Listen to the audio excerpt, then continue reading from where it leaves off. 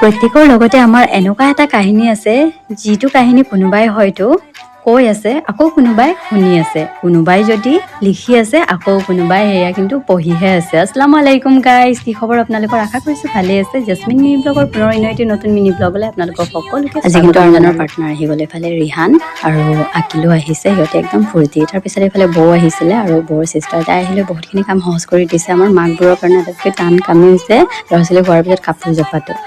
গতিকে তাই বহুতখিনি হেল্প কৰি দিলে। ইফালে বৌয়ে লৈ অনা ফ্ৰেছ কোমোৰা, ভোল আৰু কণ বিলাহীৰে দুপৰীয়াৰ সাজৰ ৰেডি কৰিছোঁ। আৰু খাই লৈ তাৰপিছত মানুহজনৰ মনত পৰিলে যে পাৰ চৰাইজনীটো খোৱা নাই, গতিকে তাইক আনি লৈ এতিয়া এয়া বুট এটা এটাকৈ খুৱাই আছে দেই। এতিয়ালৈকে বাৰু ঠিকেই আছে, আপোনালোকেও দোৱা কৰিব যাতে ভাল হৈ যায়। পাৰ চৰাইটো অনা পাচলি ফ্ৰেছ খাই ল'লোঁ, ইমান কিবা এটা আইটেম বনাই লয়ে।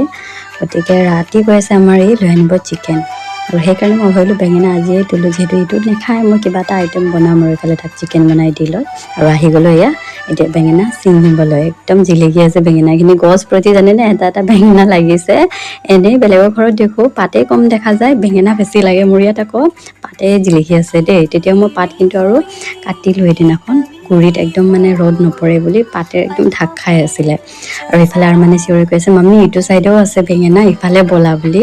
আৰু এয়া দেখিছেনে ইয়াতো লাগিছে, মানে তেনেকুৱাকৈ এজোপা গছত এটাকৈ বেঙেনা হ'লেও যথেষ্ট দিয়ক। আৰু এয়াৰে আৰু ৰাতিৰ সাজ কিবা এটা মানে ৰেডি কৰিম মোৰ কাৰণে। আৰু ইফালে এয়া বিলাহীও ৰঙা হৈছে, আমাৰি কৈছে দেখুৱাই দিয়া বুলি। আমি মানে ঘৰত কৰা বিলাহী মানে আগৰ বাৰো কৰিছিলে, এইখিনি বেছিভাগ গেলিয়ে গৈছে, বৰষুণ বেছিকৈ পায়তো সেইকাৰণে মানে এইবাৰ অলপ ছাইডত ৰৈছিলোঁ, এইবাৰ কিন্তু ৰঙা হৈছে।